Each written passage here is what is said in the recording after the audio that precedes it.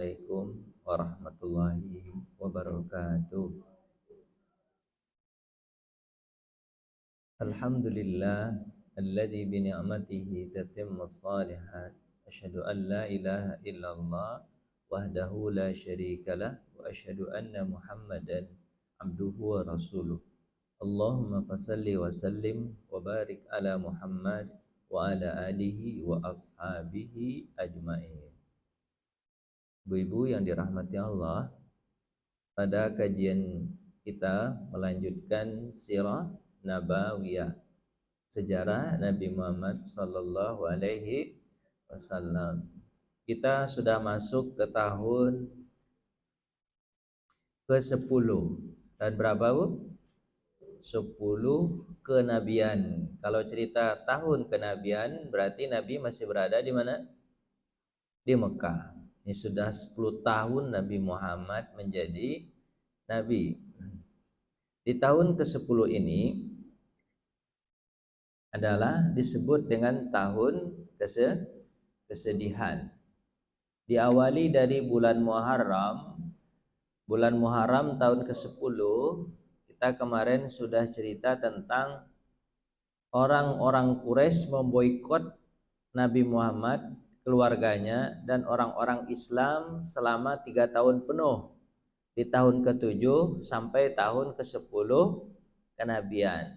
Diawali tahun ke-7 bulan Muharram sampai tahun 10 bulan Muharram. Dari Muharram itu akhirnya perjanjian pemboikotan Nabi Muhammad SAW dan keluarganya serta orang beriman itu selesai dengan dimakan rayapnya lembaran kesepakatan mereka.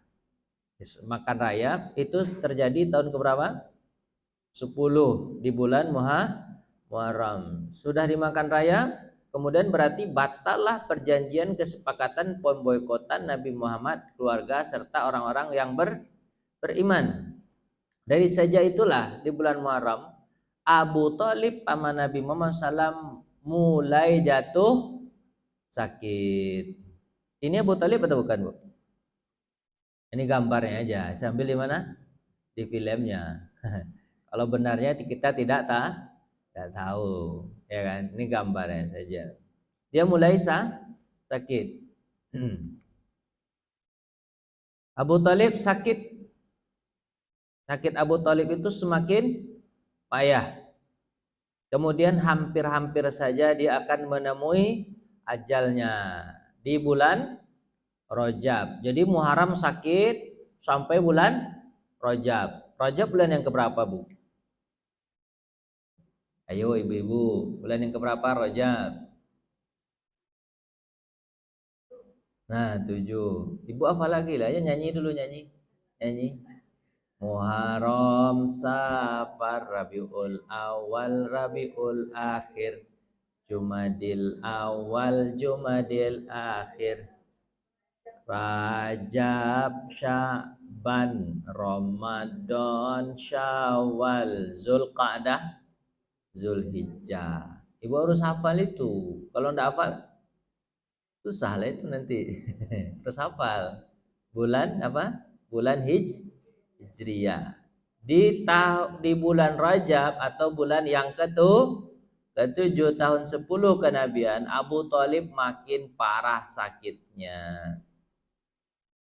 Ketika Abu Thalib sedang sakarat, Nabi Muhammad mengunjunginya.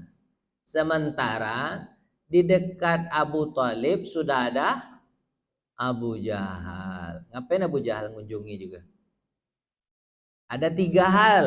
Abu Jahal dan sahabat-sahabatnya itu ada 3 hal yang dia inginkan ketika dia mengunjungi Abu Thalib. Apa aja yang diinginkan oleh Abu Jahal ketika mengunjungi Abu Thalib?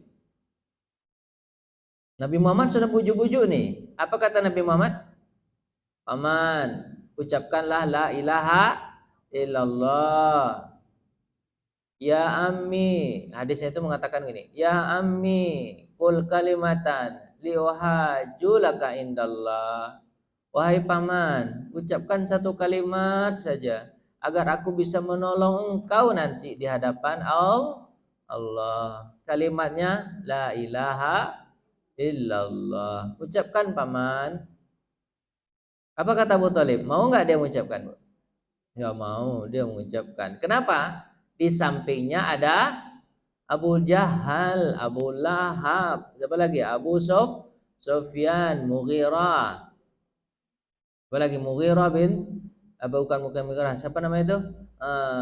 Walid. Terus Walid bin Mughirah. Macam-macam tuh orang-orang jahiliyah tuh pemuka-pemukanya datang tuh berkunjung. Abu Jahal berkata, Abu Thalib, kau kalau ucapkan itu, apakah kau benci dengan agama apa? Agama apa? Agama ayahmu, Abdul Muthalib. Saudara katanya gini, jika kau ucapkan kalimat la ilaha illallah, ayah Abu Thalib, nanti setelah kau meninggal dunia, aku akan buat sejarahmu jelek. Nah, gitu.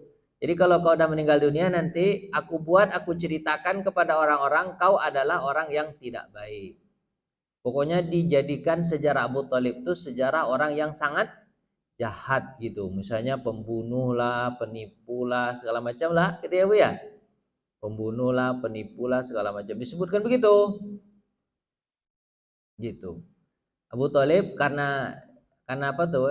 Karena diancam begitu akhirnya dia berkata apa? Aku masih tetap di agama nenek moyangku ini.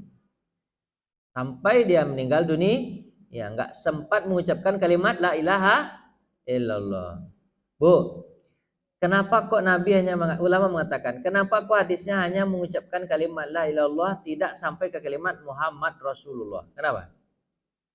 Padahal kan syahadat itu apa? La ilaha illallah Muhammad Rasulullah. Asyhadu an la ilaha illallah wa asyhadu anna Muhammadar Rasulullah. Cuman kalimat yang diajarkan oleh Nabi Muhammad itu hanya sampai kalimat la ilaha illallah. Kenapa hanya sampai kalimat la ilaha illallah? Ulama mengatakan begini. Karena Abu Thalib itu tidak pernah Abu Thalib itu sangat yakin Muhammad itu adalah nabi. Jadi nggak perlu saksi lagi. Kenapa Abu Thalib yakin Muhammad itu nabi? Karena dari kecil dia sudah banyak mendapatkan tanda-tanda kenabian. Dapat sama Abu Thalib. Yang belum Abu Thalib yakini hanya Allah sebagai Tuhan. Itu aja yang belum diyakininya. Makanya kalimatnya hanya la ilaha illallah saja. Kalau untuk masalah kenabian, Abu Thalib udah yakin belum? Yakin sekali. Jadi pertanyaan tadi Ibu, kenapa Abu Thalib datang untuk menjenguk? Kenapa Abu Jahal dan teman-temannya datang untuk menjenguk Abu Thalib yang sudah sakarat? Kenapa Bu? Apa tujuannya? Pertama, tujuan yang pertama kenapa mereka datang? Mereka datang itu ikhlas berkunjung menjenguk Abu Thalib atau apa ada udang di balik batu nggak kira? Ikhlas berkunjung baik-baik aja atau ada udang di balik batu? Ayo lah Ibu, jawablah. Ada udang di balik batu atau enggak?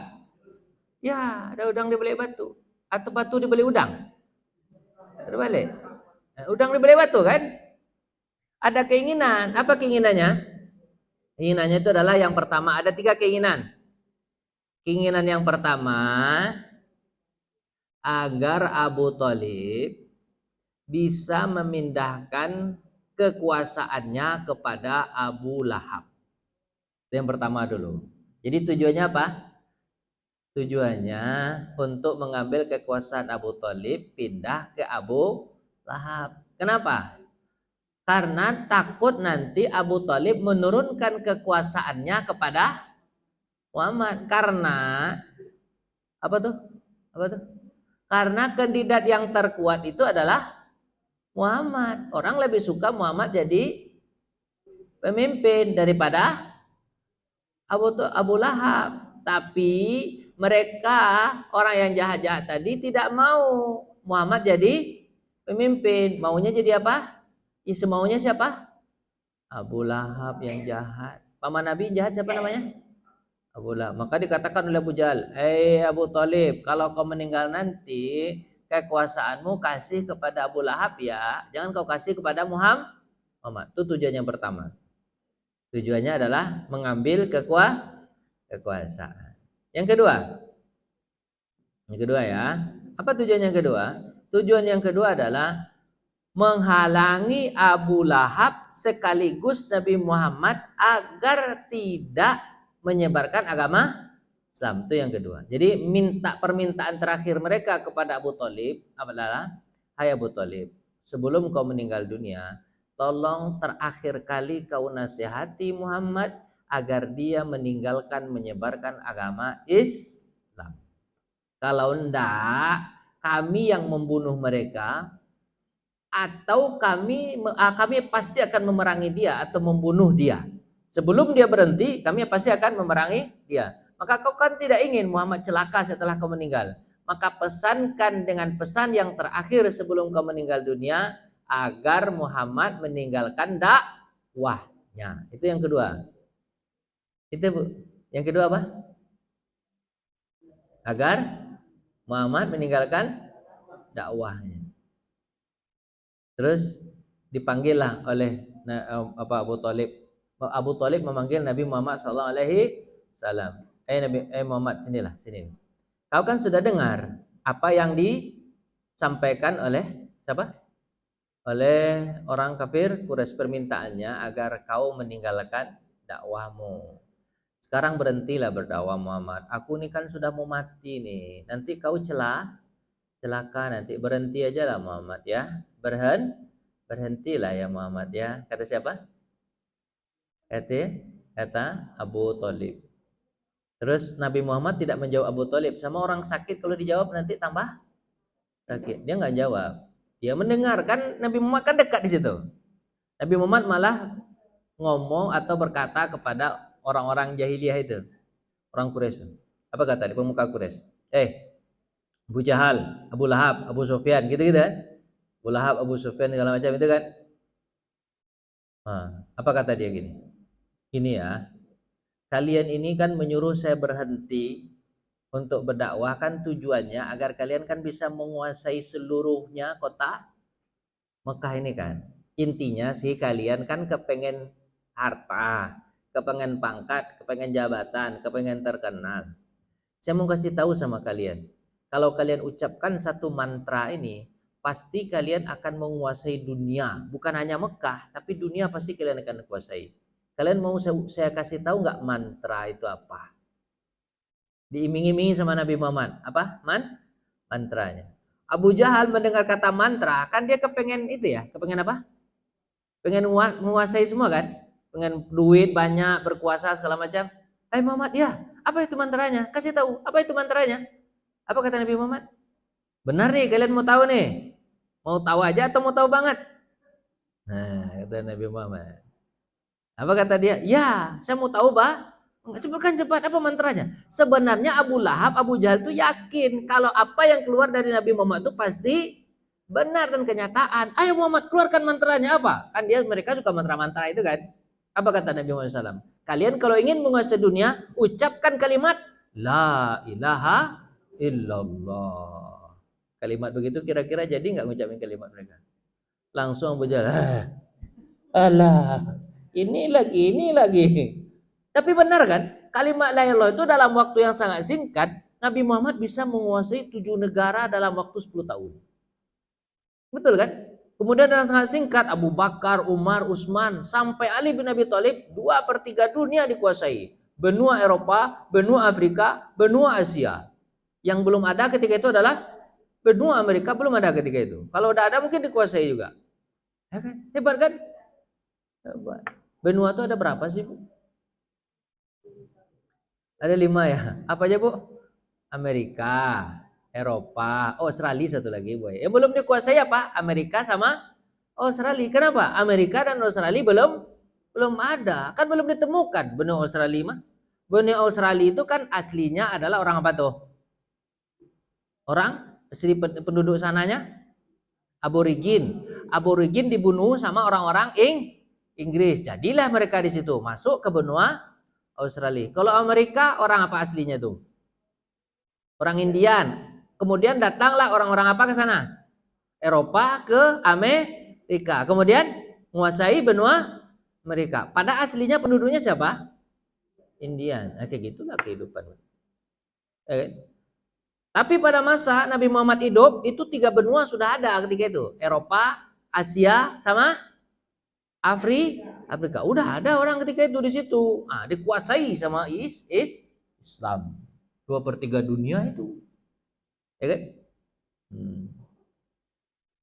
Apa kata Nabi Muhammad? Kalian ingin menguasai dunia enggak? Apa jawaban Abu Jahal?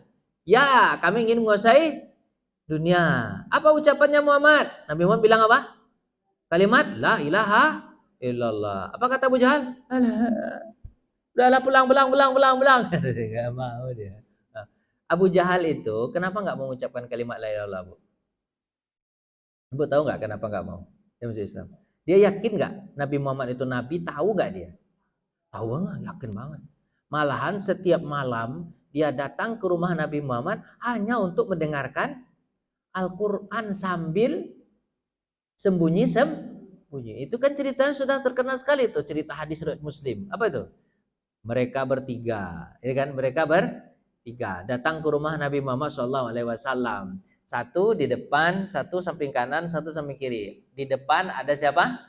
Abu Jahal. Di samping kanan ada Abu Sufyan. Di samping kiri ada Walid bin Mughirah. Tanpa mereka saling tahu, mereka sedang mendengarkan Al-Quran. Nabi Muhammad baca Quran dalam rumah. Mereka dengar sampai asik, sampai subuh mereka mendengar Nabi Muhammad baca Quran. Habis itu apa? Pas ketika pagi, kan malam-malam ketika itu kan ada lampu kan. Pagi kan mulai matahari terang. Habis itu mereka keluar kan dari tempat duduk mereka. Ketemu. Ngapain kamu di sini? Ngapain kamu di sini? Kamu ngapain juga? Gitu. Apa sih kau mendengar bacaan Al-Quran kan? Apa kata dia? Ya, memang asik mendengarkan Al-Quran itu. Kata dia, asik. Terus sampai itu berkali-kali begitu tuh. Berkali-kali. Apa kata Abu Jahal? Besok jangan dengarkan lagi ya. Besok jangan dengarkan lagi ya. Besok jangan dengarkan lagi ya. Sepakat kita? Sepakat. Besok mereka datang lagi, dengar lagi, ketemu lagi. Sampai pagi gitu kan. Sampai gitu kan. Sampai itu akhirnya kan ada yang bertanya, udah berkali-kali itu bertanya. Abu Jahal, sebenarnya Muhammad ini nabi atau bukan? Kata pertanyaan Walid bin Mughirah. Walid, benar nggak Muhammad ini nabi atau bukan? Apa kata Abu Jahal? Ya, dia nabi dan itu pasti dia nabi. Terus kenapa kita tidak beriman? Kenapa kita tidak beriman dan kenapa kau tidak beriman kepada Muhammad itu? Kan itu yang terbaik. Apa jawaban Jahal? Bu tahu apa jawaban dia? Bu Jahal, aku punya 3 alasan kenapa aku tidak beriman sama Muhammad. 1, apa alasannya? Bu tahu nggak? Alasan pertama, keluarga Muhammad itu kan dari Abdul Manaf. Sementara aku keluarganya dari Abdid Dar. Ayahnya ketemu nanti sama siapa? Kusoi. Siapa nama ayahnya? Kakeknya Kusoi. Ketemu nanti. Keluarga Abdul Manaf dengan keluarga Abdid Dar, 2 orang anak ini nanti selalu bersaing. Keluarga Abdul Manaf memberikan makanan untuk orang yang haji, kami juga ikut memberikan makanan. Berarti kami sama, sepadan.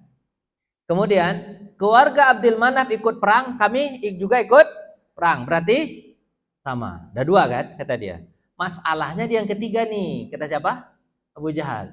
Keluarga dari Abdul Manaf melahirkan Muhammad jadi nabi. Sementara keluarga Abdid Dar tidak satu orang pun yang jadi nabi. Maka aku ngambil sikap tetap memerangi Muhammad sampai mati. Agar apa? Biar aku nggak kalah-kalah betul. Berarti ada kebenaran lawan kejahatan. Muhammad di sisi kebenaran, aku di sisi kejahatannya. Biar sepadan. Nah, itu kira-kira gimana tuh? Cocok nggak begitu tuh cara berpikirnya? Dia tahu. Dia nggak mau kalah, tidak mau kalah sebenarnya. Sama dengan iblis kan juga begitu kan? Nggak mau kalah sama Nabi Adam. Kemudian iblis menetapkan diri jadi sisi keburukan, sementara Rasulullah Abi Adam di sisi kebaikan. Ya kan? Sebenarnya gitu. Ya Abu Jahal alasannya itu. Ada juga nggak orang yang punya sifat begitu, Bu? Saya jadi orang jahat aja lah sampai mati masuk neraka. Saya ada nggak begitu? Ada juga ya sebagian orang itu punya prinsip juga begitu ada. Itu seperti orang Israel itu kita punya prinsip. Tahu nggak mereka bahwa mereka itu adalah dilaknat sama Allah? Tahu nggak? Tahu. Saya punya teman, Bu. Punya teman dulu di Mesir. Teman di Mesir. Teman saya ini orang Palestina. Kata dia, saya ketika umur berapa? Umur 10 tahun dulu ikut-ikut demo. Lemparin tank-tank bajanya Israel, kata dia kan. Saya ketangkap, kata dia. Ketangkap sama tentaranya. Pas ketangkap sama tentara, hampir saya ditembak saya, kata dia. Tapi sebelum ditembaknya dia bilang apa? Dia bilang apa? Kamu anak kecil, kata dia kan. Kamu anak kecil, saya tahu bahwa kami nanti akan kau kejar-kejar sampai apa?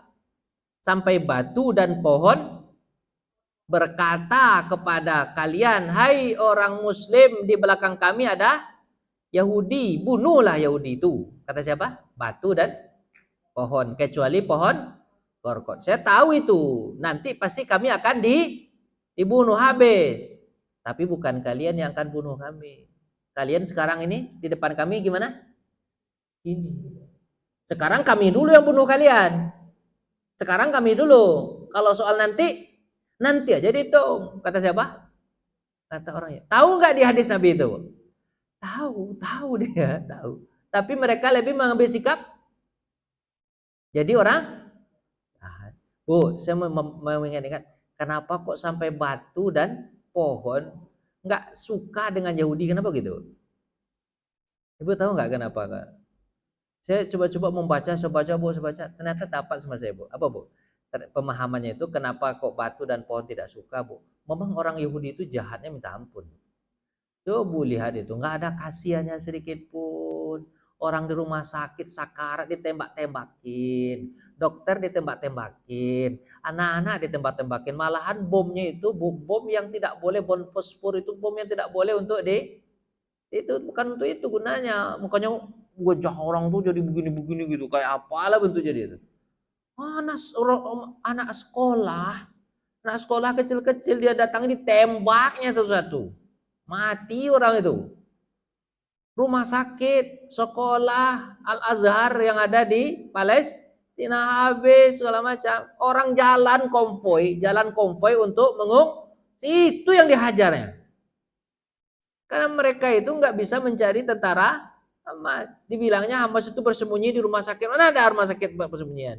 Dicari nggak ketemu. Banyak sekali kan orang meninggal anak kecil pun mereka nggak punya kasihan, Bu. Makanya Bu lihat itu bagaimana sadisnya orang Israel tersebut tuh. Makanya batu dan pohon saja nggak suka sama mereka.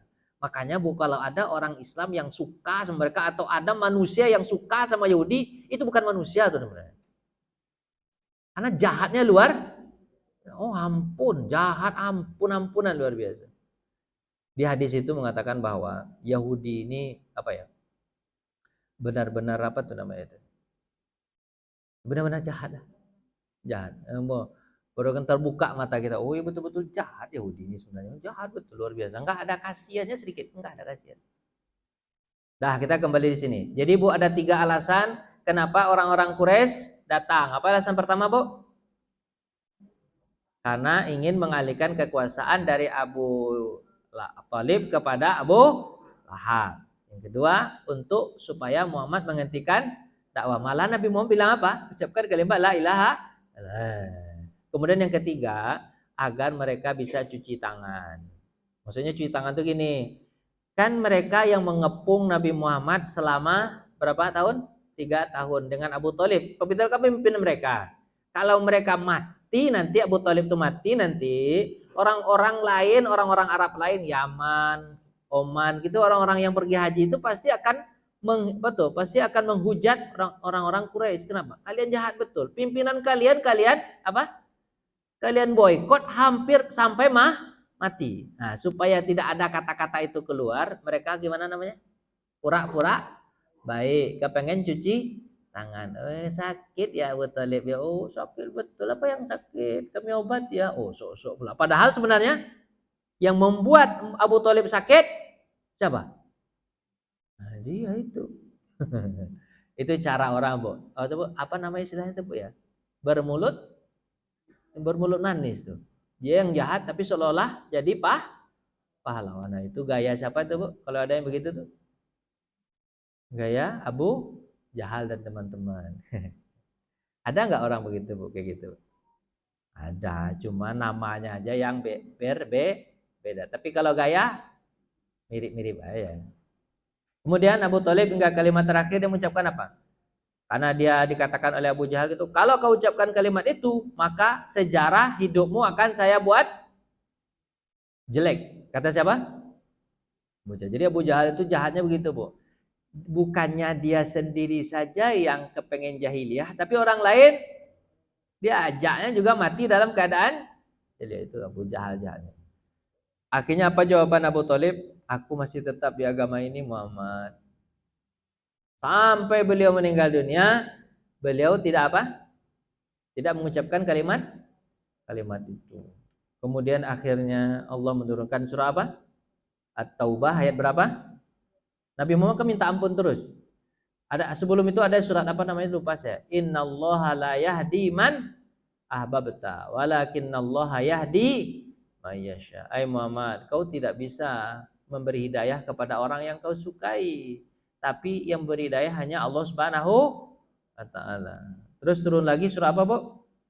At-Taubah 113. Ada surah At-Taubah 113, Bu. Ini mana dia? Surah At-Taubah 100 sudah saya tulis tadi. Tahun kesedihan. Nih. Surah At-Taubahnya ini, Bu. A'udzubillahi minasyaitonirrajim. Bismillahirrahmanirrahim. Maka karena Nabi minta ampun terus, ya Allah ampunilah paman saya, ya Allah ampunilah paman, ya ampuni ya Allah, ampuni ya Allah. Turun ayat Quran surah At-Taubah ayat 113. A'udzubillah. Maka nalin nabiyyi walladzina amanu yastaghfiru lil musyrikina walau kanu uli kurba min ba'di ma tabayyana lahum annahum ashabul jahim. Tidaklah pantas bagi seorang nabi bahwa dia meminta ampunkan bagi orang musyrik. Jadi Abu Thalib itu meninggal dalam keadaan musyrik. Tidak pantas bagi nabi untuk meminta ampunkan bagi orang musyrik walaupun dia adalah karib kerabatnya. Setelah dia tahu sesungguhnya dia adalah penghuni neraka. Jadi di ayat ini mengatakan bahwa Abu Thalib penghuni neraka. Sedih betul Nabi Muhammad. Oh, ya Allah. Tapi Nabi Muhammad tetap minta ampun. Sebenarnya kan tidak boleh ditegur sama Allah kan. Tapi Nabi Muhammad minta ampun, ya Allah ampunilah Abu Thalib. Perjuangannya luar biasa untuk saya. Sampai dia mati tetap menjaga saya. Oh ya Allah. Minta gitu terus. Akhirnya nanti ada hadis Nabi mengatakan. Ini hadis Nabi nih mengatakan nih. Ini hadis Nabi nih. Apa kata Nabi SAW? Sebenarnya aku ditegur sama Allah untuk meminta ampunkan apa? Abu Thalib, dan sebenarnya tidak boleh meminta ampunkan untuk orang-orang musyrik. Tapi karena aku merengek terus, akhirnya Allah Subhanahu wa taala mengabulkan permintaanku. Permintaanku adalah Abu Thalib diringankan azabnya di neraka, tapi azabnya terus-menerus kekal selama-lamanya, tapi azab yang paling ringan. Nabi mengatakan azab yang paling ringan itu adalah memakai sandal dari bara api neraka. Ketika dia pakai, maka menggelegaklah sampai ke benaknya. Jadi menggelegak kayak apa tuh ya? Kayak es itu, Bu. Kalau ditaruh di tempat yang panas dia apa? Meleles, mencair gitu. Dari mana sampai ini mencelet. Panas atau enggak panas, Bu? Nah, panas betul itu. Ini ayat di Quran turun itu. Surah apa dia? Taubah. Lanjut, kita lanjutkan di sini. Terus, Bu. Nah, setelah meninggal Abu Thalib bulan apa tadi? Rajab. Bulan apa? Rajab. 3 bulan setelah itu meninggal pula istri tercinta. Siapa namanya? Khadijah. Bukankah ini disebut tahun kesedihan? Disebut itu Abu Thalib itu adalah penjaga Nabi untuk masalah luar atau eksternal.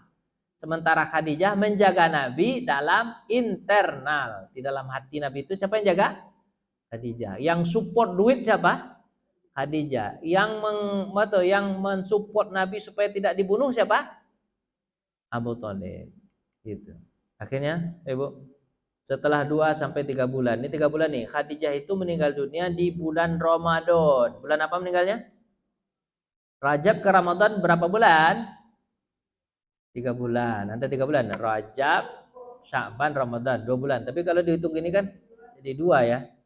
Ya, gitulah Bu. 2,5 kalau kita sama kita 2,5 lah antara 3. Karena kan Rajab, Sya'ban, Ramadan kalau dihitung gitu jadi 2 lah ya. Boleh lah 2.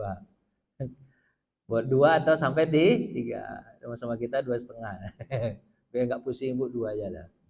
Khadijah meninggal di bulan Ramadan. Nanti Nabi Muhammad akan berkata begini, Khadijah luar biasa. Makanya Aisyah mengatakan, apa kata Aisyah? Aku tidak pernah cemburu kepada istri Nabi yang hidup. Tapi aku cemburu kepada istri Nabi yang sudah meninggal. Padahal aku tak pernah melihat dia. Siapa itu? Khadijah. Karena selalu disebut sama Nabi Muhammad. Kalau ada makanan sedikit dan itu berlebih, apa kata Nabi Muhammad? Aisyah, tolong kasih untuk karib kerabatnya Khadijah. Padahal Khadijah sudah meninggal dunia. Kalau ada adik Khadijah datang, ada adik Khadijah datang, namanya Hannah. Siapa namanya? Hannah bertamu ke rumah Nabi Muhammad SAW, ketuk pintu. Kebetulan suaranya mirip dengan suara Khadijah, tapi wajah tidak mirip. Dari suara, Assalamualaikum. Apa kata Nabi? Khadijah datang. Khadijah datang. Padahal sebenarnya siapa? Anak dan Nabi itu tahu yang datang itu adalah Hannah, nggak mungkin Khadijah. Tapi saking sayangnya, Nabi selalu ucapkan Khadijah. Makanya Aisyah itu cemburu. Ibu cemburu nggak? Disebut terus di depan ibu, di depan madu ibu gimana? Ibu punya madu atau enggak? Punya madu nggak? Madu asli atau madu ini, madu cair? Kalau madu asli ibu marah kan kayaknya. Madu cair. Madu lebah atau madu ini? Itu disebut terus kan jadi cemburu kan? Apa kata Aisyah? Aku tidak pernah cemburu kepada istri Nabi yang lain yang hidup, tapi aku cemburu sama Khadijah. Dia sudah tidak ada, tapi malahan Khadijah itu bilang begini. Aisyah itu bilang begini. Ya Rasulullah, bukankah aku lebih cantik daripada dia? Bukankah aku lebih muda daripada dia? Bukankah aku lebih manja daripada dia? Kenapa disebut juga Khadijah tuh? Nabi Muhammad jawab dengan kalimat ini. Akhirnya apa kata? Dia telah beriman kepadaku. Jadi sebenarnya kecantikan itu mengalahkan apa? Keimanan. Dia telah beriman kepadaku di saat manusia tidak ada yang beriman. Dia membenarkanku di saat manusia mendustakan aku. Dia mengeluarkan hartanya untukku di saat manusia tidak memberikannya kepadaku. Allah mengurniaku anak, sementara di istriku yang lain aku tidak dapat anak. Kalimat yang terakhir ini menjelimet tuh kepada hati-hati siapa? Aisyah. Kan dia tidak bisa memberikan anak untuk Nabi Muhammad SAW. Sementara sama Khadijah ada berapa anak Nabi? 6. Tapi yang di atas ini Nabi menyebutkan, ternyata keimanan, kemudian kesetiaan itu mengalahkan kecantikan. Ibu-ibu ini, kenapa kok masih disayang sama suami ibu? Jawablah, kenapa Bu? Apakah ibu masih cantik? Sisanya aja lagi tinggalnya. Sisanya aja. Ya ibu cantik-cantik ya. Cantik-cantik sekitar 30 tahun yang lalu. Kenapa Bu? Suami masih sayang. Itu kenapa? Karena sebenarnya pengabdian ibu itu. Sebenarnya banyak nggak wanita yang lebih cantik? Tuh, kalau maaf nih, saya kan dosen nih. Mahasiswa saya banyak lebih cantik nggak daripada istri saya? Anak muda behenol. Tapi saya lebih suka sama istri saya. Bisa jadi itu mahasiswa itu tuh belum tentu dia bisa mengabdi baik kan? Bisa jadi nyuci baju tak pandai dia. Masa baju bertumpuk-tumpuk di rumah, piring bertumpuk-tumpuk di rumah, habis pulang kerja saya pula nyuruh nyuci. Kan enggak mantap itu. Tapi kalau di istri kita baju udah selesai. Mas ini bajunya ya Mas pakai ya. Makanan sudah terhidang Mas, makanlah. Oh, mengalahkan cantik itu. Makanya kenapa kok suami ibu sayang sama ibu terus? Karena pengabdian dan kasih sayang itulah. Suami? Hah? Kenapa Bu? Kenapa Bu? Gak kedengaran saya Bu. Jogging ya. Nah sebenarnya juga satu lagi, suami itu kenapa kok nggak mencari yang lain? Karena yang lain pun belum tentu mau sama dia.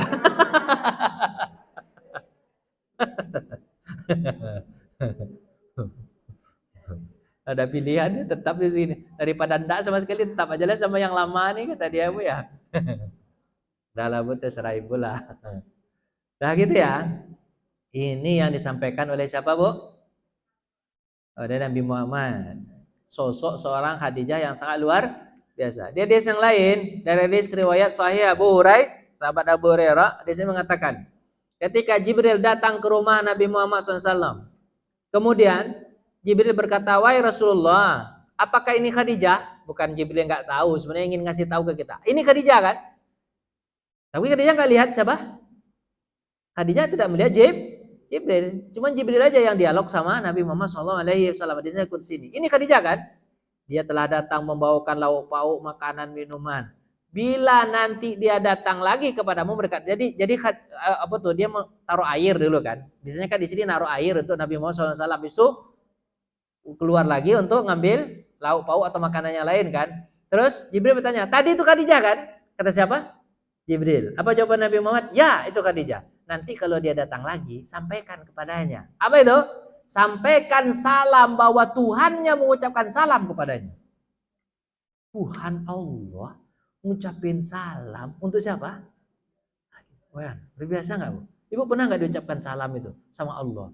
Assalamualaikum, tolong sampaikan kepada Ibu Cutna. Ada nggak Bu? Kalau ada Bu, berarti sayang betul kan Allah sama dia Bu?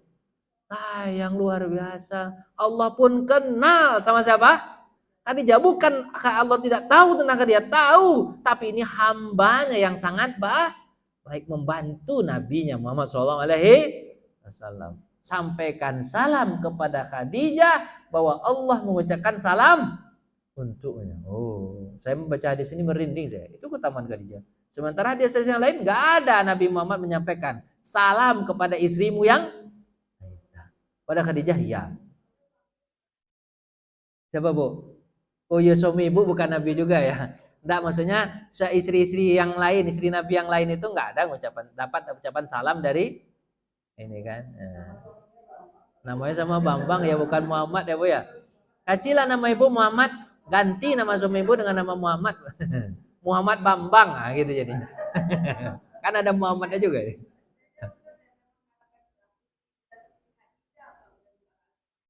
Iya, weh. Iya. Ibu udah putus asa aja Ibu. Sampaikan salam Tuhanmu kepadanya, kabarkan bahwa dia sudah punya rumah di surga. Bayangkan Bu, sebelum meninggal lagi tapi sudah dapat rumahnya di surga, udah ada tempatnya. Kenapa kita tidak mau meninggal? Karena tidak punya tempat di surga. Kita takut gelandangan di surga, makanya nggak mau meninggal. Khadijah sebelum meninggal sudah dikasih rumah terbuat dari permata, bambu yang tidak ada bisingan dan kelitian di dalam. Keutamaan Khadijah luar biasa Bu ya. Belum meninggal sudah ada rumah di surga. Makanya Nabi Muhammad, ini Bu, sedihan datang silih berganti. Ini foto-foto aja saya ambil nih. Terus apa? Dua peristiwa sedih itu selalu datang. Meninggal Abu Thalib, kemudian orang kafir Quraisy makin berani menyiksa Nabi Muhammad SAW. Makin berani, disiksa. Abu Thalib meninggal mah, Khadijah juga meninggal mah, disiksa luar biasa penyiksaannya. Kemudian Nabi Muhammad lengkap kesedihannya. Akhirnya nanti Nabi Muhammad di bulan Rajab tahun depan nih, bulan apa bukan bulan Rajab, bulan Syawal. Bulan apa nih? Bulan Syawal. Bulan apa? Nanti kita ceritakan ini di bulan Syawal. Ini kan Ramadan. Habis itu apa? Setelah Ramadan? Syawal. Di Syawal nanti ada dua kejadian. Kejadian pertama, Nabi Muhammad berangkat tapi sebelum ini nih, sesudah menikah. Nabi Muhammad menikah lagi di bulan Syawal itu. Jadi meninggal Khadijah bulan Rajab, menikah di bulan Syawal. Dengan siapa Nabi Muhammad menikah di bulan Syawal? Ini ceritanya nanti Ibu. Menikah dengan siapa? Nih, ini langsung aja ke sini. Menikah dengan siapa? Namanya Saudah binti Zam'ah. ini seumuran dengan Khadijah. Seumuran dengan istri kedua Nabi ini. Meninggal Khadijah, sebulan setelah itu ganti dengan Saudah. Saudah ini sudah tua juga. Seumuran dengan siapa? Hampir seumuran lah. Teman-teman inilah, teman arisan sama Khadijah. Kalau ada arisan, teman arisan. Kenapa Nabi Muhammad milih Saudah? Kenapa, Bu? Kenapa milih Saudah? Karena ketika itu Nabi Muhammad masih butuh orang yang berpengalaman untuk menenangkan hati. Orang tua-tua itu kan pengalaman. Satu. Yang kedua, ketika itu Fatimah masih butuh sosok seorang ibu. Karena Fatimah itu ketika itu masih kecil. Nah, jadi gitu, sosok itulah makanya Nabi Muhammad pilih yang tua lagi. Siapa dia? Saudah.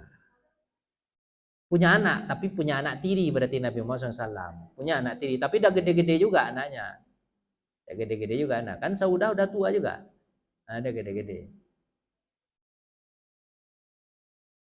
Ada nanti Bu kisahnya. Nanti kisah keluarga Nabi Muhammad SAW, istrinya, anak-anaknya, dan anak-anak tirinya. Ada nanti. Tapi tersendiri Bu. Banyak Bu. Banyak anak tiri. Kan rata-rata istri Nabi itu semuanya janda. Semuanya janda. Janda rata-rata bawa anak. Yang tidak janda hanya satu. Siapa dia? Aisyah. Aisyah memang tak punya anak. Tapi Ummu Salamah punya anak. Makanya nanti dia bertanya kepada Nabi SAW, ya Rasulullah, saya kan punya anak nih denganmu. Dengan siapa? Dengan suamiku yang kalau aku kasih uang dari engkau yang kau kasih, kan engkau kasih aku jajan nih. Kata siapa? Ummu Salamah kepada Nabi Muhammad SAW. Aku uang tadi itu aku sisihkan untuk anakku. Apakah aku dapat pahala? Apa jawaban Nabi? Ya, kau dapat pahala. Jadi begitu, Nabi Muhammad SAW kasih duit juga untuk anak tirinya. Jadi Nabi Muhammad itu yang dipikirkannya bukan anak kandung saja, tapi apa? Anak tiri juga. Dan banyak anak tiri Nabi Muhammad itu insya Allah semuanya muslim dan baik-baik keislaman. Pokoknya orang yang pernah bergaul dengan Nabi Muhammad pasti jadi orang baik. Jadi bukan hanya memantikan anak kandung, tapi anak tiri juga. Anak tiri Nabi itu banyak Bu, banyak. Cuman tidak populer ceritanya. Tapi nanti kalau Ibu ingin tahu ceritanya, kita buatkan kisah. Nabi, ada nama bukunya Bu, Dr. Aisyah namanya. Dr. apa Pak? Aisyah, orang Mesir. Dr. Aisyah itu nulis buku keluarga Nabi Muhammad, sejarah keluarga Nabi Muhammad SAW. Dimulai dari ayah dan ibunya, kemudian setelah itu Nabi dan Khadijah serta anak-anaknya. Dan istri-istri Nabi yang lain serta anak-anak tirinya. Nah, itu ada nanti. Ada bukunya segini tebalnya, Bu. Bu kalau mau nanti kita ceritakan lagi. Panjang lah Ibu ngaji lagi. Ini kata Ibu udah selesai aja cepat. Panjang lah. Nah, dah Ibu ya. Nabi Muhammad nikah dengan siapa, Bu? Makanya doakan aja mudah-mudahan umur Ibu panjang juga. Amin. Saudah binti Zam'ah. Bulan apa itu? Syawal. Ibu akan bertanya, Kenapa bulan Ramadan meninggal Khadijah, bulan Syawal udah menikah lagi sebulan setelah itu? Enggak ada iddahnya Nabi Muhammad tuh. Ada iddahnya enggak? Enggak ada, mau laki-laki enggak ada iddah. Yang ada iddah apa? Perempuan. Laki-laki tak ada iddah. Maaf ya, Ibu nih dari tadi Ibu nih sensi aja jawabannya dari tadi. Udah sensi aja. Kasihan ya Bu ya. Maaf ya Bu ya. Ibu kalau kita bercanda Ibu kayak gitu terus ya. Nggak bisa berhenti deh jadinya. Nah lanjut. Saudah termasuk wanita yang masuk Islam lebih dahulu. Dia masuk Islam dahulu, kemudian suaminya meninggal dunia. Kemudian dinikahi oleh Nabi Muhammad. Suami sebelumnya namanya apa? Sakran bin Amru. Dia masuk Islam dan hijrah kemana? Ke Habasyah. Sampai di Habasyah meninggal dunia. Hijrah tahun keberapa Bu? Tahun kelima hijrah, kemudian meninggal di Habasyah. Sementara Saudah tentu sendiri dinikahi sama Nabi. Jadi Nabi Muhammad itu menikah itu istilahnya faktornya memang faktor Islam. Ada lagi faktor apa? Kasihan juga ada. Faktor apa? Kasihan juga ada.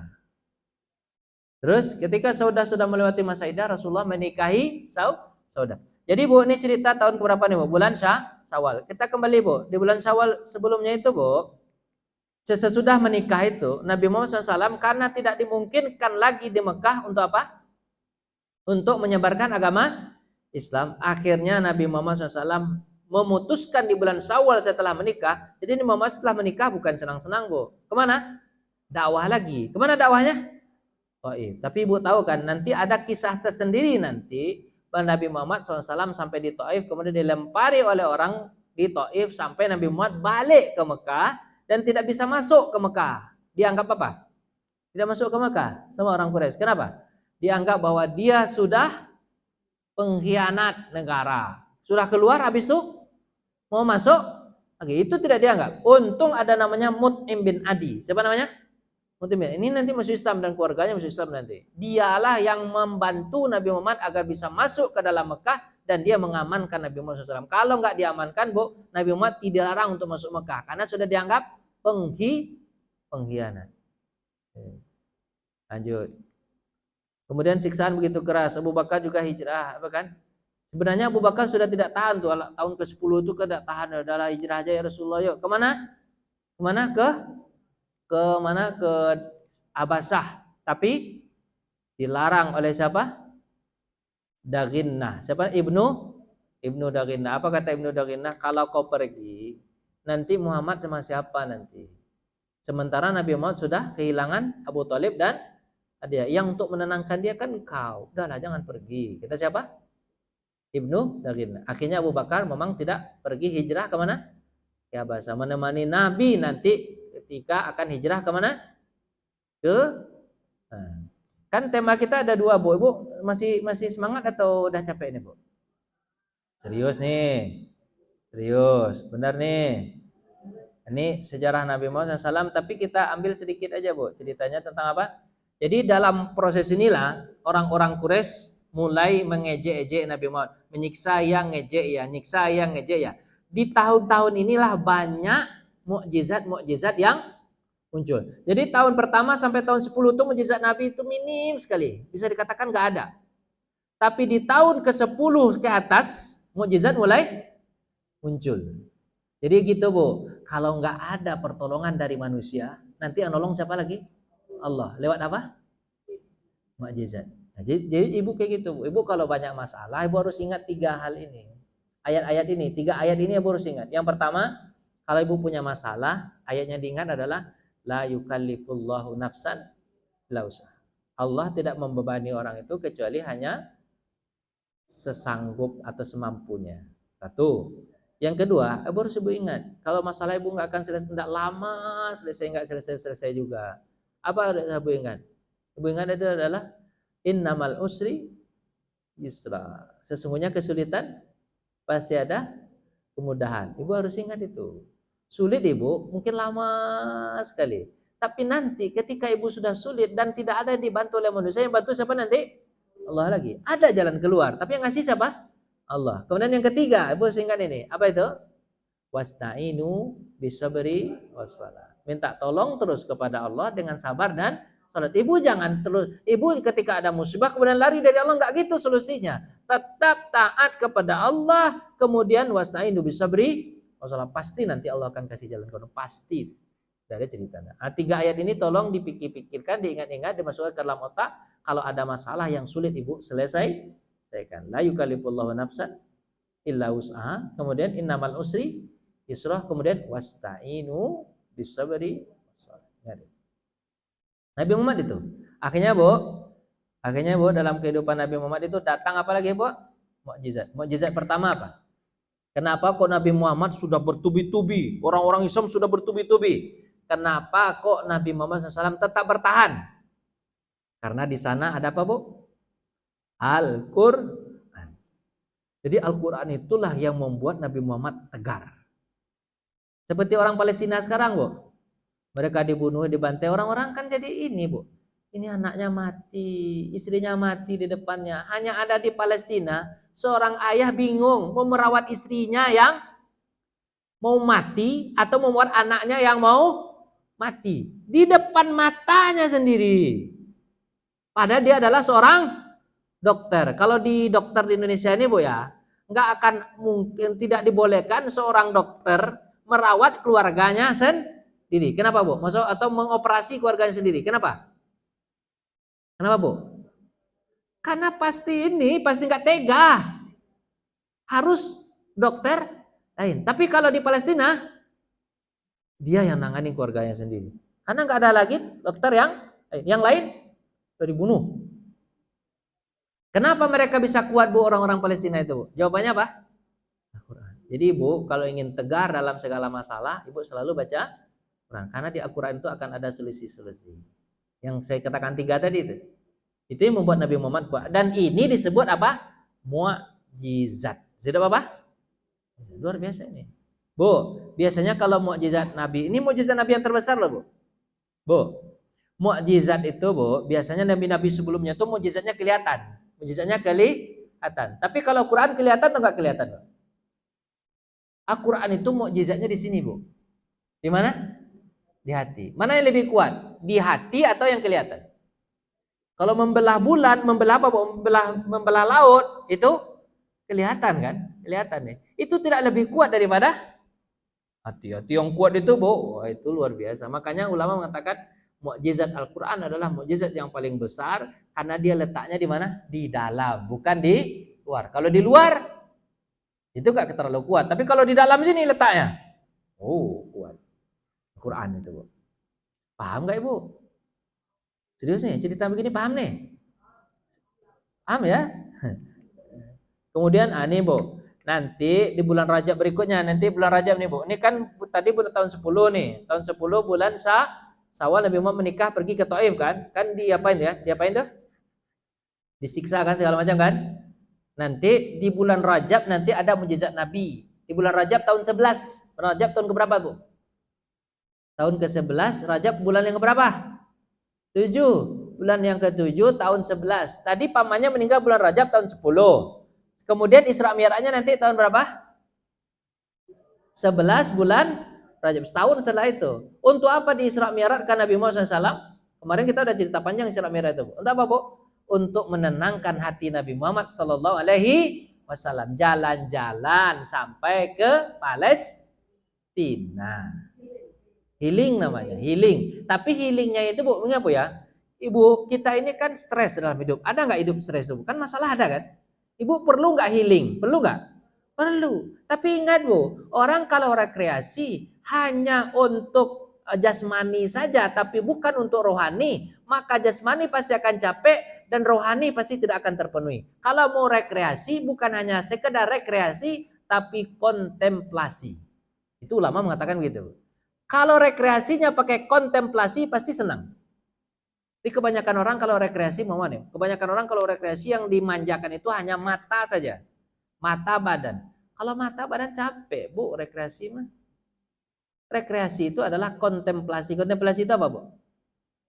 Menenangkan diri. Tempat yang paling tenang di mana? Masjid. Makanya Ibu kalau rekreasi bukan ke mall.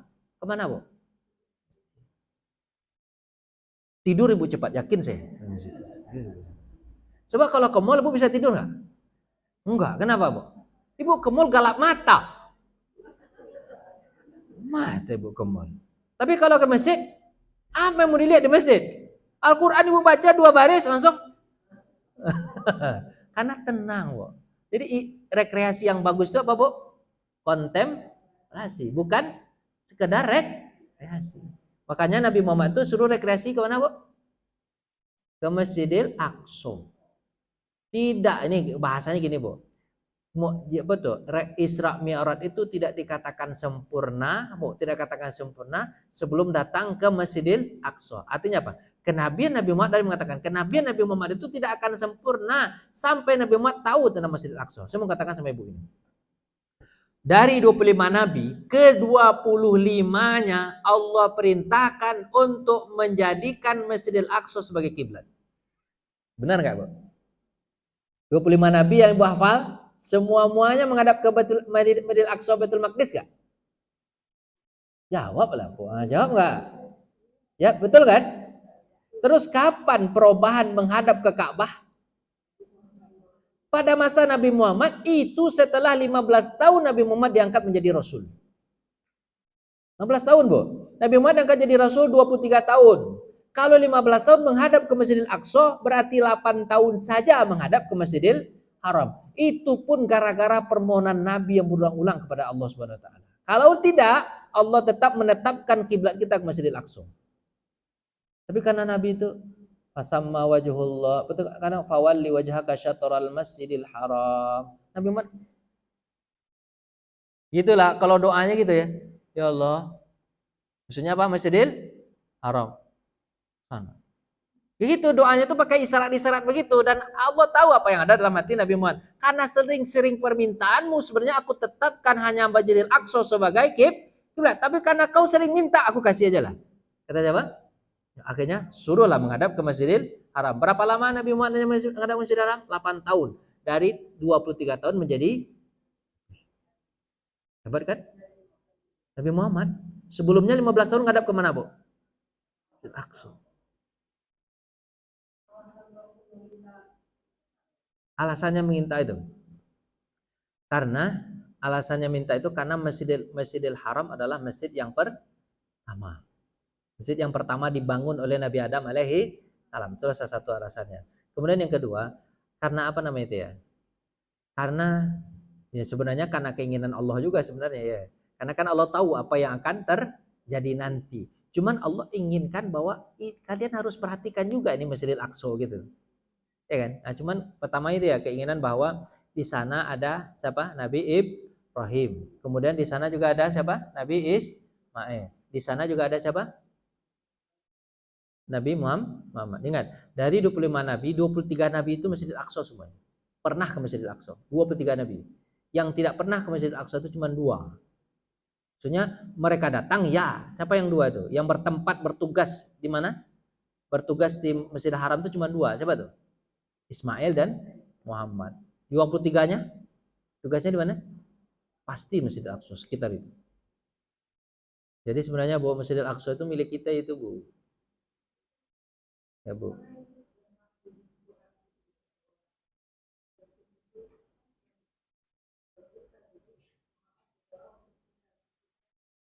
Kenapa, Bu?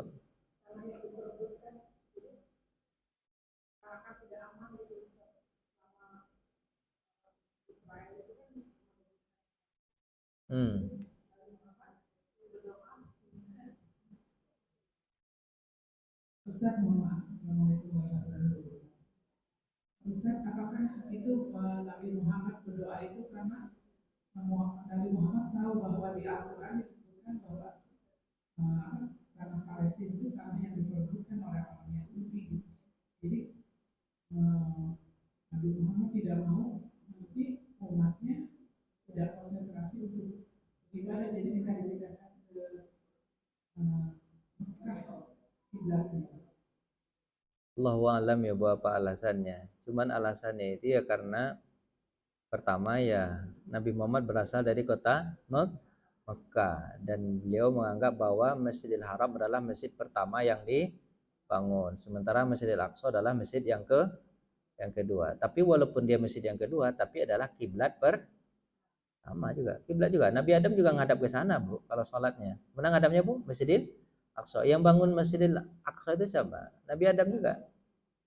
Pertama dibangun sama Nabi Adam Masjidil Haram. Ya kan?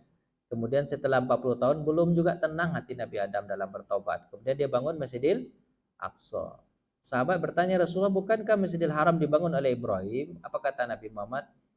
Ingat ayat Al-Quran. Wa izyarfa'u Ibrahim. Ibrahim hanya meninggikan fondasi. Berarti sudah ada semenjak Nabi Adam alaihi salam. Terus ingat pula tentang apa? Nabi Sulaiman, bukan ke Sulaiman yang membangun Masjidil Aqsa? Apa jawabannya? Sama halnya dengan Masjidil Haram. Berarti Nabi Sulaiman hanya juga meninggikan fondasi yang sudah ada. Yang membangunnya adalah Nabi Adam alaihi salam. Terus juga kenapa kok Nabi Muhammad ingin Masjidil Haram menjadi tempat? Karena awal peradaban manusia di situ. Di mana?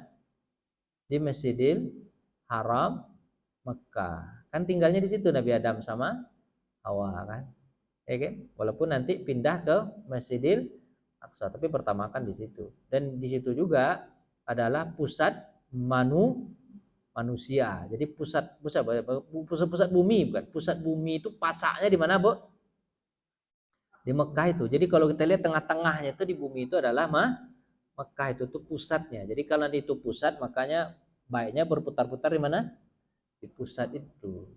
Itu kan. Tapi di samping itu mungkin kita bisa cari alasan kenapa kok Nabi Muhammad minta ke Masjidil Haram. Tapi salah satunya kita sebutkan, beberapa kita sudah sebutkan tadi. Itu alasannya. Tapi tidak ada yang bisa memastikan apa alasannya.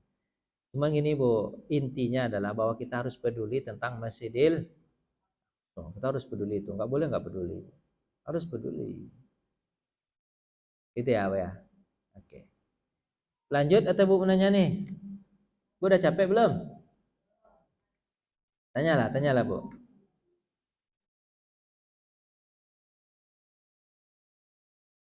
Tanyalah Bu. Mana?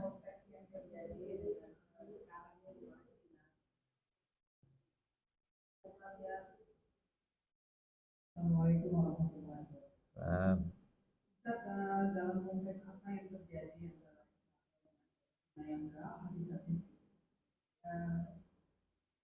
bukan suzon, tapi saya pikir barangkali di benak manusia mungkin ada terpikir bilang artinya sesuatu yang terus-terusan bersih, gimana Allah memberikan misalnya. oh iya. Lalu dalam konteks Islam, jawaban yang paling tepat. Salah satu dari pendekatan tadi bahwa nanti sudah disebutkan pasti ada perbedaan. Kira-kira begitu. Jadi kalau suatu saat ada yang nanya, saya pengen jawab, pasti paling jauh. Baik, kasih Bu. Di tanah yang Allah berkahi, kenapa kok terjadi konflik? Sebenarnya tanah itu sedang membersihkan apanya Bu? Bu, pertama sebenarnya tanah itu lagi membersihkan kotorannya. Sebenarnya bukan tanah itu nggak bagus, tanah itu bagus, cuma lagi membersihkan kotorannya. Siapa yang bertahan berarti dia betul-betul ikhlas tulus untuk memperjuangkan agama. Tapi kalau dia nggak ikhlas pasti dia keluar dari situ. Terus apakah Zionis menginjak-injak seperti itu? Apakah kekalahan bagi orang Islam? Jawabannya apa? Bukan. Malah itu adalah kemenangan. Kita ada peluang di situ untuk masuk surga. Sulit bagi orang-orang untuk bisa masuk surga, Bu. Sulit. Kita ini belum tentu masuk surga ini. Tapi dengan datang ke isu ikhlas, tunggu mati masuk surga. Kan kalau masuk surga kira-kira gimana, Bu? Kira-kira setan senang atau nggak senang, Bu? Nggak senang dia. Berarti tanahnya berkah. Apa tuh? Tempat berjihad agar kita bisa masuk. Itu di situ melihatnya di situ, Bu. Di situ. Kenapa kok? Jadi Bu, tidak dianggap kalau kita orang beriman ini tidak dianggap suatu masalah itu adalah suatu masalah di pandangan mata. Tapi kalau dia ada pandangan Allah itu kebaikan. Misalnya Ibu misalnya gini, Ibu ini mau menikahkan anak. Ceritanya gitu-gitulah gampangnya. Mau menikahkan anak. Undangan sudah disebar sehari sebelum menikah. Calon mempelai laki-laki membatalkan. Batalin sama dia. Padahal undangan sudah disebar. Catering sudah mulai datang. Catering sudah mulai datang. Kemudian spanduk bukan spanduk apa tuh? Hiasan-hiasan sudah dipasang. Gedung sudah dipesan. Semuanya sudah lengkap. Baju seragam sudah ada. Tahu-tahu satu hari sebelum dibatalin. Ibu ngiranya itu adalah musibah atau apa itu? Musibah ya. Tapi mungkin saja itu doa Ibu yang dikabulkan Allah Subhanahu wa taala. Masa saya doakan enggak pernah saya doakan buruk untuk anak saya, Ustaz. Doa Ibu kan begini, ya Allah berikan yang terbaik untuk anak saya. Itu doa Ibu kan? Ternyata yang laki-laki ini tidak baik. Makanya Allah batalkan. Nanti ada waktunya akan dicari laki-laki yang baik. Kayak gitu. Jadi melihatnya itu jangan lihat, oke Bu, jangan lihat sesuatu musibah itu adalah musibah, dia ada kebaikan di situ. Misalnya Ibu sakit nih, Ibu sakit kemudian Ibu sholat, pahala orang sholat 2 kali lipat ketimbang orang yang sehat. Jadi cara melihatnya gitu. Jadi walaupun tanahnya begitu, sebenarnya adalah tanah berkah. Berkahnya di mana, Bu? Orang yang ada di sana bisa dipastikan masuk surga dengan kesyahidannya. Kalau kita di sini kalau mati belum tentu. Bukan berarti bahwa kita adalah mati aja dari situ, ya datang mati, nggak begitu. Kita harus mencari cara agar kita bisa menangkan. Lebih baik itu hidup daripada mati. Iskariman aumut syahidan. Tapi orang beriman itu begitu, Bu. Kalau kena yang baik, alhamdulillah. Tapi kalau kena musibah, ya nggak apa-apa. Ya nggak apa-apa, nggak masalah juga. Katakan innalil. Nah, tapi jangan anggap itu musibah. Karena Bu, Allah tidak memberikan kepada kita kecuali semuanya yang terbaik. Kalaupun ibu katakan itu musibah, tapi itu adalah yang terbaik. Misalnya ibu nih sekarang investasi, tahu-tahu ditipu, itu baik atau nggak baik, Bu? Jawablah, baik atau nggak baik? Kata ibu nggak baik kan? Tapi bisa jadi itu baik. Kenapa? Karena di belakang itu nanti akan, kalau ibu terus-menerus akan investasi yang lebih besar daripada itu, dan ibu ditipu lebih besar. Daripada ditipu lebih besar, lebih baik ditipu yang segini aja dulu. Ada mungkin pelajaran-pelajaran. Jadi Bu, gini ya, hadis Nabi gini Bu, tentang Palestina itu. Palestina itu Bu ya, memang Allah jadikan tempat ukuran keimanan manusia Islam seluruh dunia. Itu hadis Nabi. Ketika kalian bisa memberikan kenyamanan kepada negeri Syam, berarti iman kalian sedang baik-baik. Tapi ketika kalian tidak bisa memberikan keamanan kepada negeri Syam itu apa? Palestina. Ya, berarti iman kalian sedang tidak baik-baik saja. Itu ukurannya begitu, Bu. Jadi Bu, kita mengukur diri kita nih ya, ukur diri kita nih. Allah memang mengukur kita itu dengan Syam. Yang nampak kita. Ketika kalian bisa mengamankan Syam, berarti iman kalian baik-baik. Tapi ketika kalian tidak bisa mengamankan Syam, berarti iman kita sedang buruk. Bu, mau maaf saya tanya, Bu.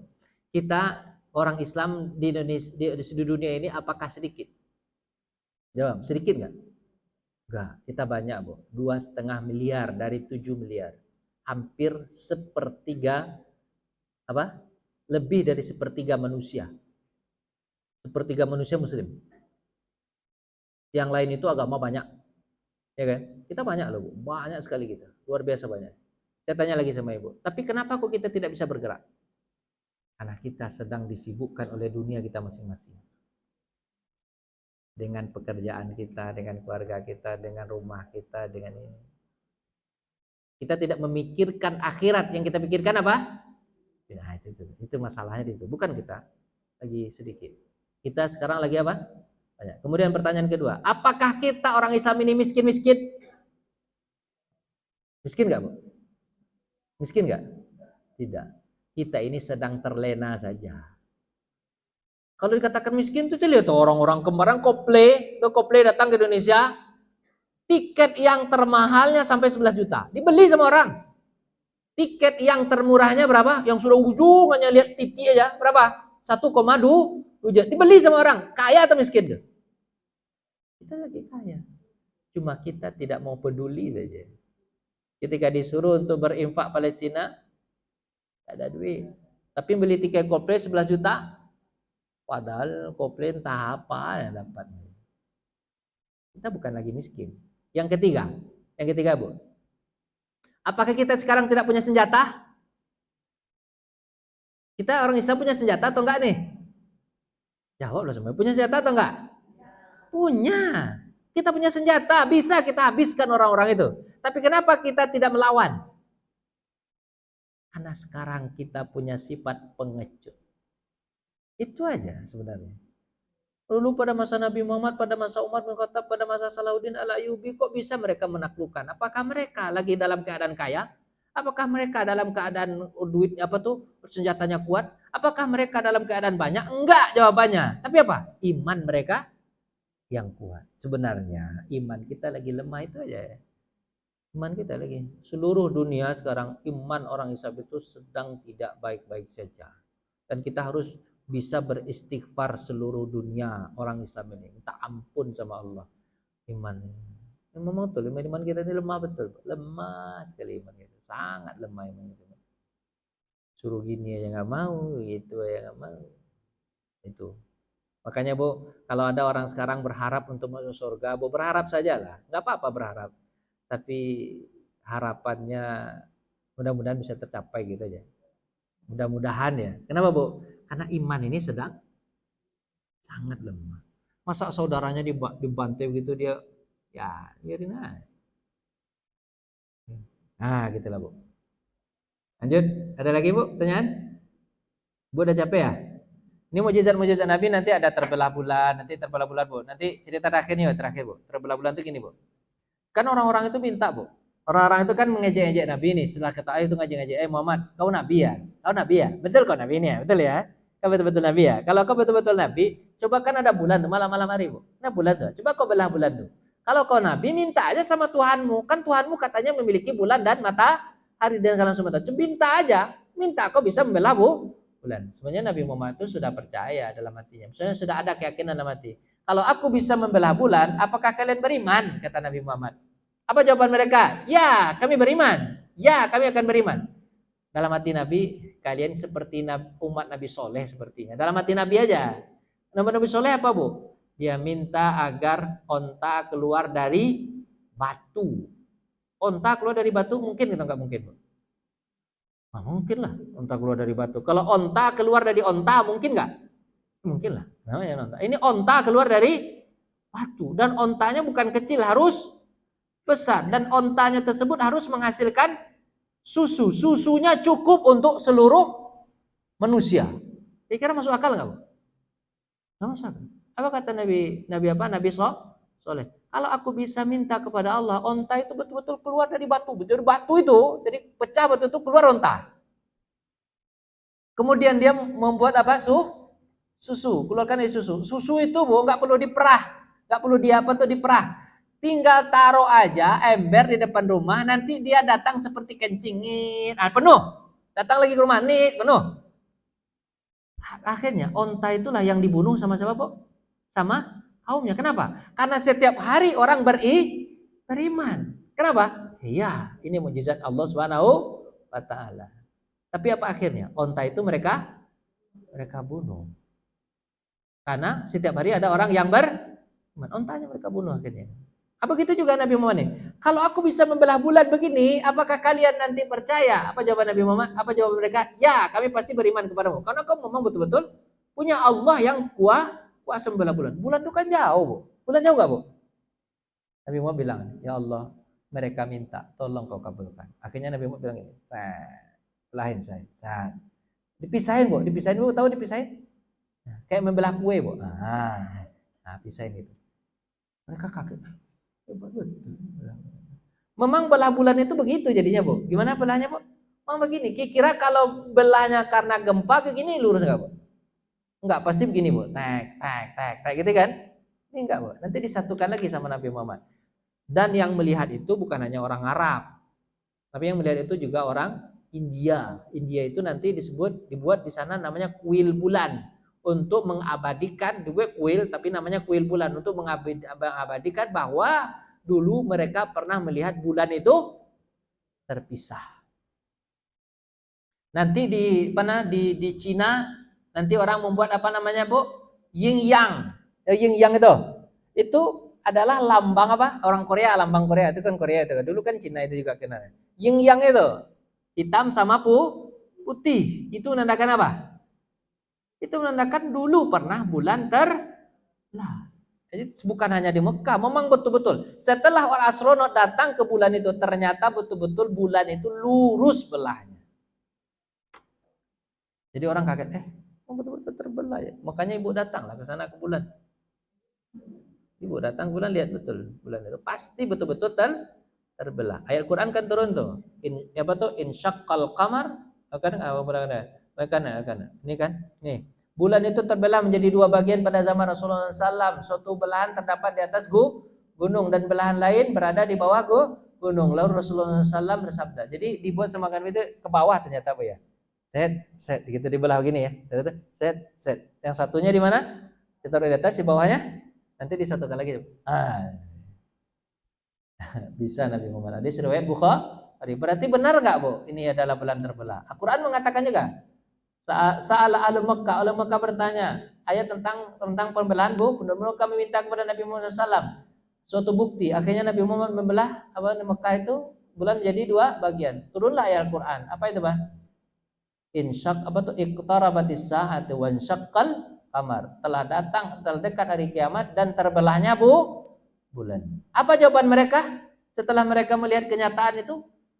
Sihrun mustamir. Oh, sihir Muhammad nih, sihir. Padahal kenyataan, tapi dibilang apa? Begitulah, Bu. Jadi orang-orang yang kalau sudah tertutup hatinya memang nggak mau sama sekali itu, Bu. Dikasih mukjizat banyak-banyak pun, bukti-bukti banyak pun, tetap tertutup hati mereka. Nih, nanti ada air memancar di jari-jari Nabi, kemudian makanan banyak menjadi yang sedikit menjadi banyak. Mujizat Nabi nih, Bu. Kemudian mengobati mata Ali bin Abi Thalib sakit, kemudian dia kemudian jadi sembuh. Kemudian air yang sedikit bisa menjadi banyak. Kemudian segelas susu mengenyangkan seluruh orang. Banyak mukjizat Nabi Muhammad, Bu. Tapi dengan sebanyak mukjizat Nabi Muhammad itu, apakah mereka beriman? Ini mukjizat hanya segini yang saya sebutkan. Yang lain lebih dari 150 mukjizat Nabi Muhammad SAW yang tampak oleh orang Mekah, tapi mereka tetap tidak beriman. Itulah, Bu. Mohon maaf ini, Bu. Nanti insya Allah kita lanjutkan nanti dengan Nabi Muhammad hijrah ke menyebarkan dakwah kemana, Bu? Ke Taif. Kemana, Bu? Taif. Nanti setelah di Taif dia dilempari, Nabi Muhammad SAW tidak ada lagi kira-kira manusia yang mau beriman kepada Nabi Muhammad. Akhirnya nanti Allah mengutus jin Nusaybin yang akan beriman kepada Nabi Muhammad SAW. Jadi kalau nggak manusia beriman, siapa lagi, Bu, nanti? Jin lagi. Jadi begitu cara Allah menolong Nabi Muhammad. Kalau manusia nggak mau beriman kepada Muhammad, jangan kau sedih. Siapa yang suruh beriman nanti? Jin. Jadi Nabi Muhammad itu bisa mengislamkan jin. Nah, begitulah cara Allah menolong untuk membahagiakan Nabi Muhammad SAW. Terima kasih Ibu, mudah-mudahan Ibu sehat-sehat selalu ya. Sehat-sehat ya, jangan sakit-sakit ya. Bahagia selalu. Anaknya soleha. Rezekinya banyak-banyaklah rezeki Ibu. Kemudian bahagialah hidup Ibu. Sehat-sehatlah sehat-sehatlah badan. Amin ya rabbal alamin. Kita tutup dengan Bu. Ada mau nanya lagi, Bu? Jadi dia mau tutup. Oh, silakan.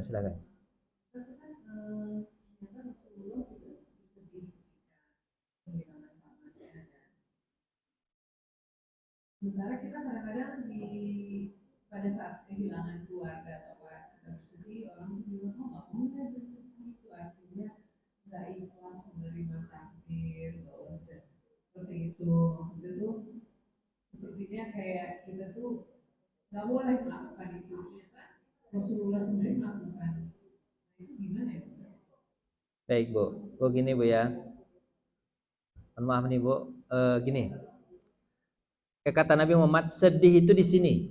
Sedih itu di mana, Bu? Di sini itu apa? Boleh kata Nabi. Sedih itu di mana? Di sini. Maksudnya air mata. Yang tidak boleh itu ini. Apa itu maksudnya, Bu? Meratap.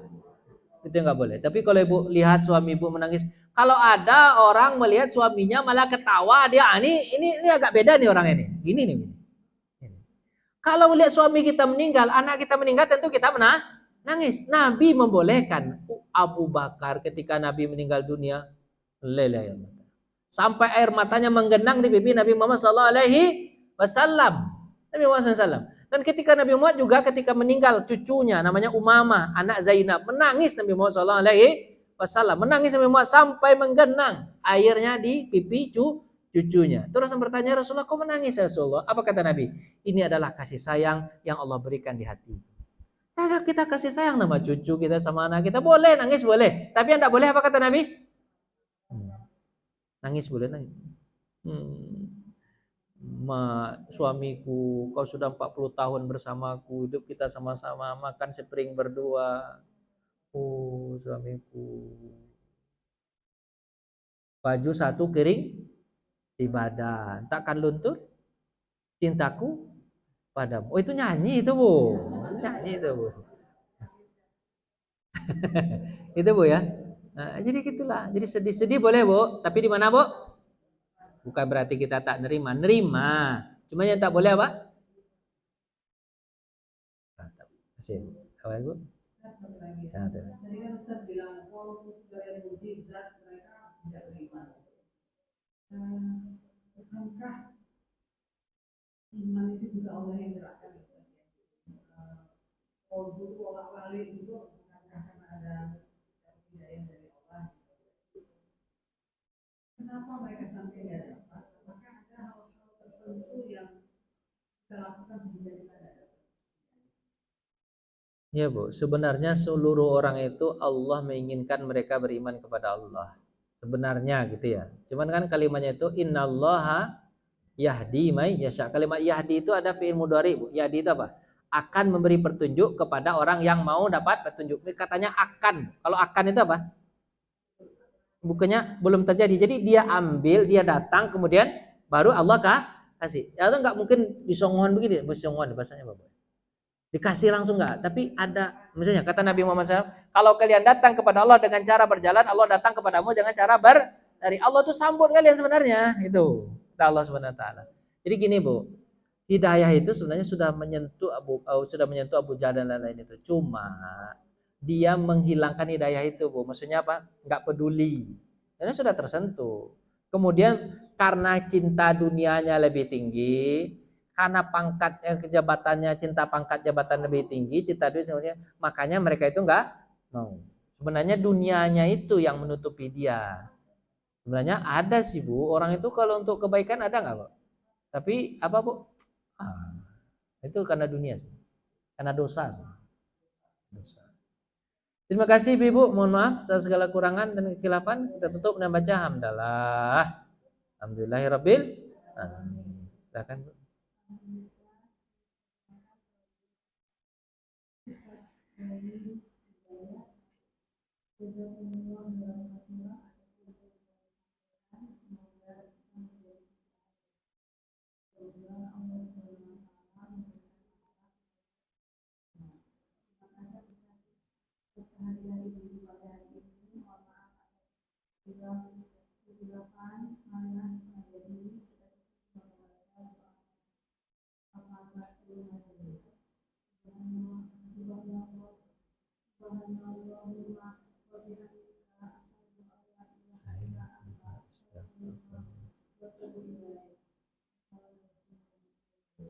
Assalamualaikum warahmatullahi wabarakatuh.